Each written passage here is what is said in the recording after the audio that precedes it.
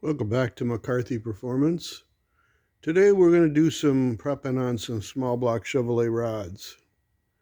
I've got 3 sets here, and I'll be doing a little bit of prep work on them and checking dimensional size for the pin fitting and the housing bore for the rod bearings. Okay, so we're breaking the edges here, and when you get the rod all back together, you should see a little parting line. You don't see a parting line in them. So we've got halfway through the set of rods that I'm doing. And you just take it.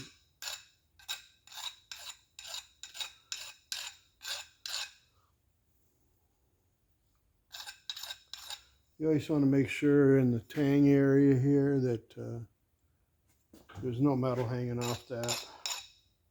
Sometimes there is. I just run the file lightly across it. If you hear a noise, chances are it's a burr. And you just hit it with a piece of stone, or in my case, I got a lot of this sandpaper, so I just use it. It's on a Mylar backing, so it's pretty durable stuff. It was used in production, so you don't have to worry about the grit falling off or the backer breaking down if it gets a little wet with solvent. The stone works pretty good too. It's just I don't have one of my stones in front of me right now, and this works just as well. So we got that cap all broke. Take your fingernail, like I said, and run it around the edges and make sure there's nothing hanging up. We'll have them all in the machine, and I'll get back to you.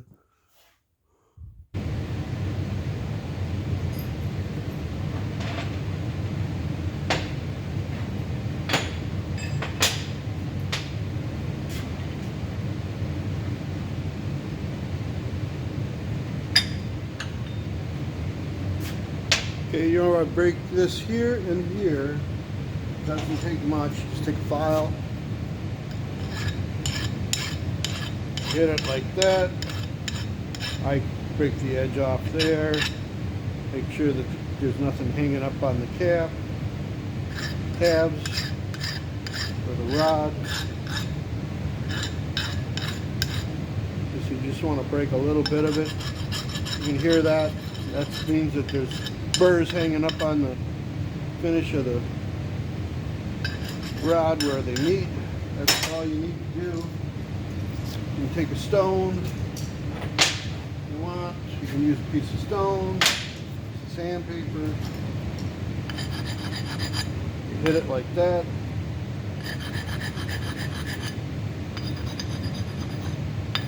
Just lightly here. You don't want to change any of the dimensions.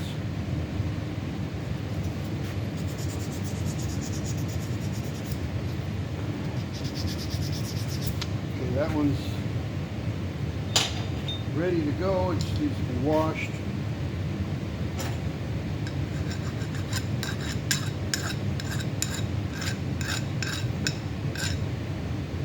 Take your fingernail and rub it and make sure there's nothing hanging up. I can feel that. There's nothing hanging up on that rod. You don't want anything getting caught between the two halves while you put it together. Break the edge there a little bit.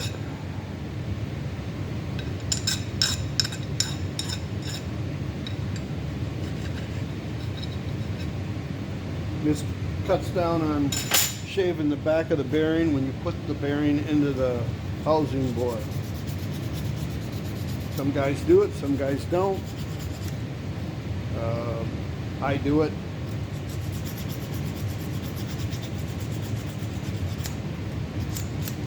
I know I appreciate the comments, guys, but when you're watching me do something with my equipment, or you're watching me work on something, probably not going to change. Probably not going to see me buy a bunch of new equipment. Probably not going to see anything other than what you're watching. So just a disclaimer, you know, if you got a machine and you think it's better than mine, or that's great. All my equipment's bought and paid for, so I don't plan on buying any new equipment. I'll probably be retiring out of this business with the equipment that I have, unless I win the lotto. Of course, everybody dreams of that, and then I will be buying maybe some brand new equipment. But this is what I have. This is what I work with. This is what I'm used to working with. So I appreciate your comments. I'm glad you enjoy watching some of my videos, but nothing's going to change, guys. So I'll spare you this, and we'll get back when we get them all prepped. But basically, this is part of the operation here. We'll deburr them, and then we'll wash them, blow them out real good, lube them, and torque them up and check them on for size in the on the sun and rod gauge. Be back in a little bit.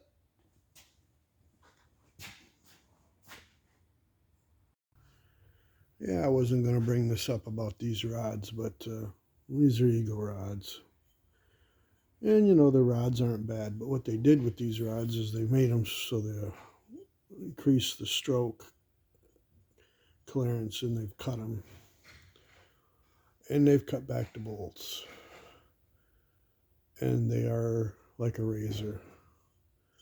I'm not a fan of this whole operation here. I did not buy the rods for the customer, nor did I recommend these rods. So please don't comment on these, because I'm well aware of them. And, you know, I've been around. I know I look real young, but trust me, I've been around. So what I'm going to do is I'm going to break the edges of these, and I'm going to break the edges of the bolts, because these things are like razors, and there's burrs hanging off them. And if you run them in and out, guess where them burrs might end up? Between the threads and the rod. So that's not going to happen here.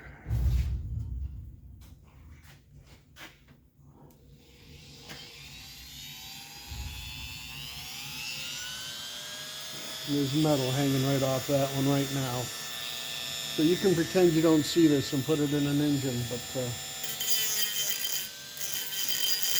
that's not what happens here. I'm not going to say I'm perfect. I've made mistakes, but this is something that's waiting to act up and give you problems down the road.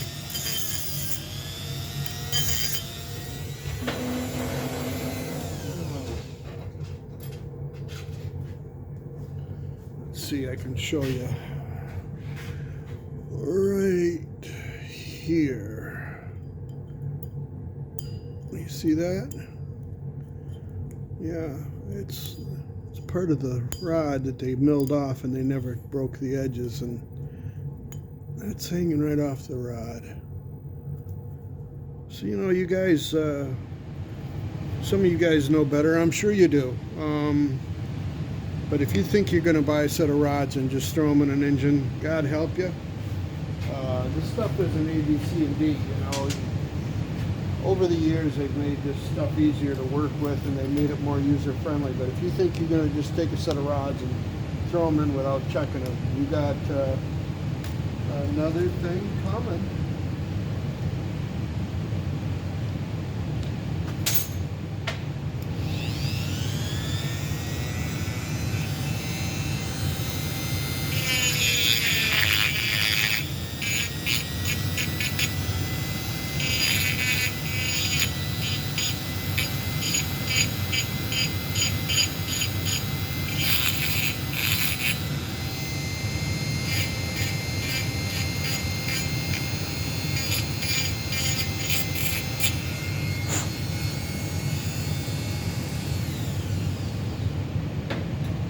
So we got this one broke, and we just rolled the first thread where they've cut it just a little bit. I don't know if you can see that or not, you'll have to trust me. That's what we did.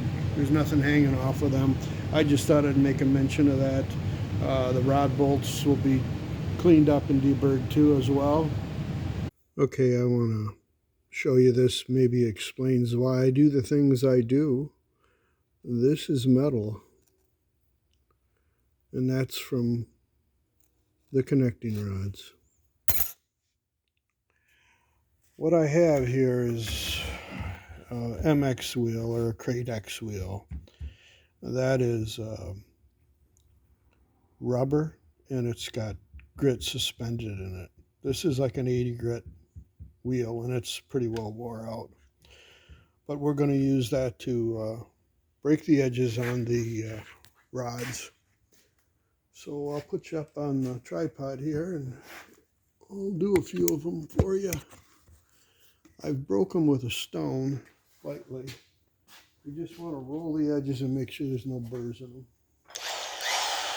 So we're going to do this side here.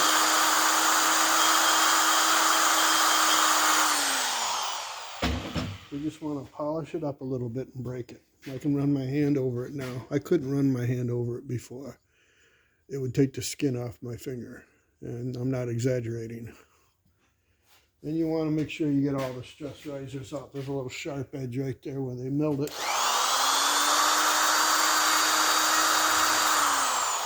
Chances are, if there's a sharp edge on it, that means there's folded over material on it, and it's metal ready to fall off, just like what I just showed you. So we're going to call that one done.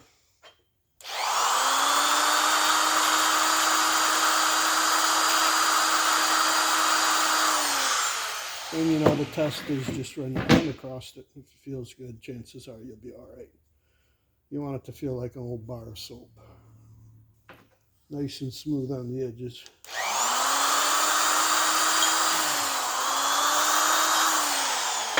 That one's taken care of, so we got two.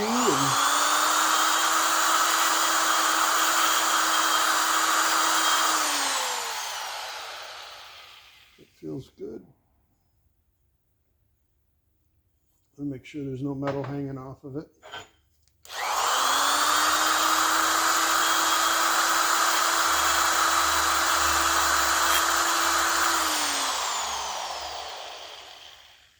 These will be all washed, of course, and relubed.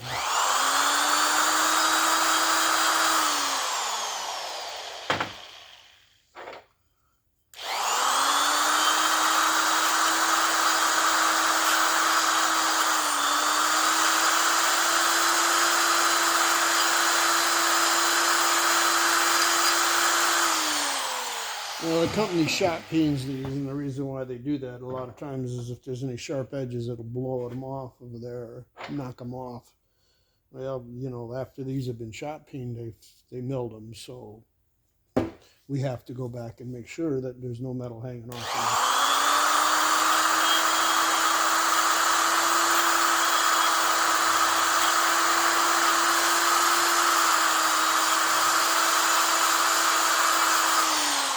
Of course, when you're shot peening too, you're taking, kind of beat the stress risers off the material. It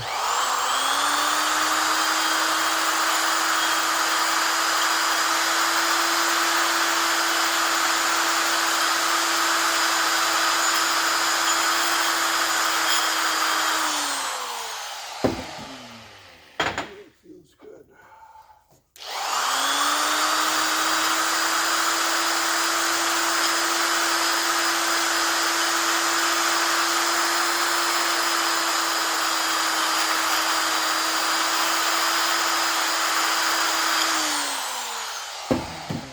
Okay, now we'll take care of the bolts, and we'll be ready to wash these and put them back together. And I'll show you how I do the bolts.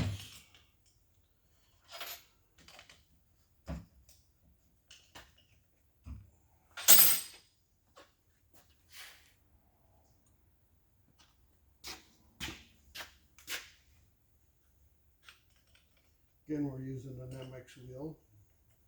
Just one that isn't wore out. This is a brand new one.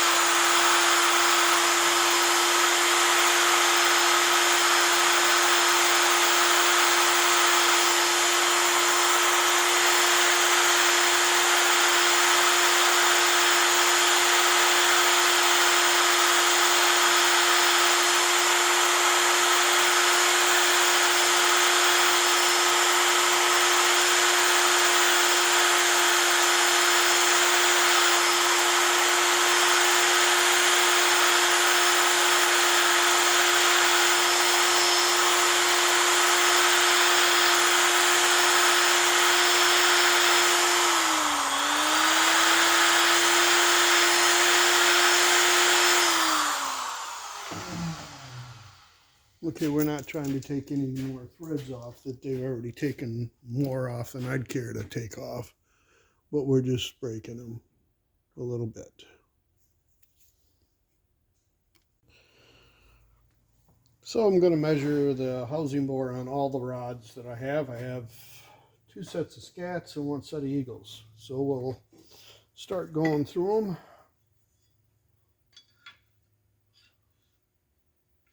Okay, so these are saying 1/10 over the small end of the spec. That's looking pretty good for them. This one's got a little bit in it, 2/10, which is fine. That one's saying 1.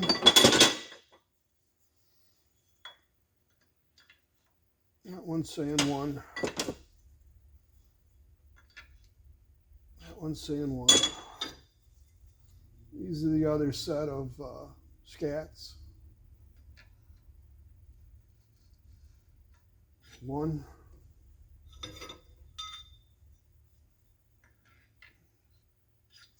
Looking good so far.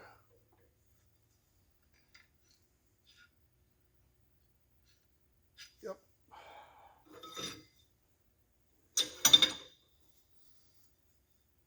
Sometimes I gotta touch them up, but so far I don't see a need to have to touch any of these up.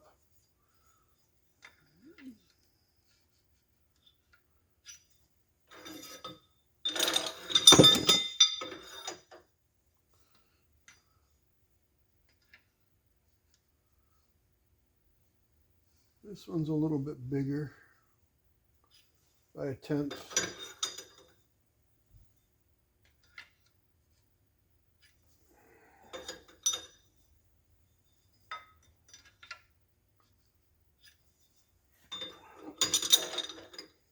So now all I'm going to do is pin fit them. Check all the clearances. Now these are the Eagles and these are in the middle of the spec, which I was going to say that's kind of normal for them. Yeah.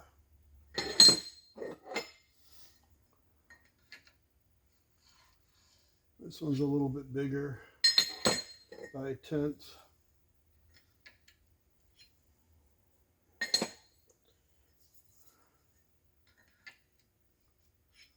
I will mention on these Eagle rods, because these bolts are cut, I don't like this at all, but I'll save that for another day. You take them apart, make sure you keep the bolts along with the rods. That bolt's like a thumbprint now, because if you mix them up, they're not going to go back to where they were.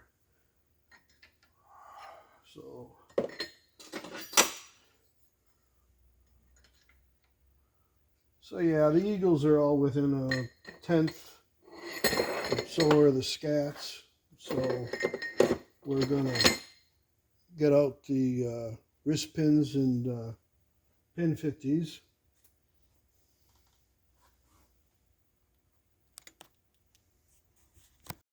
Got everything ready to go. Let's see where we're at.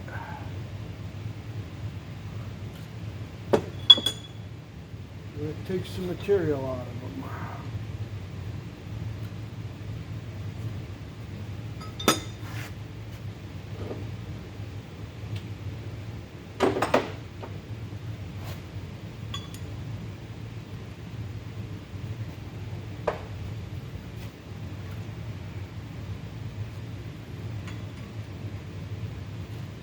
Okay.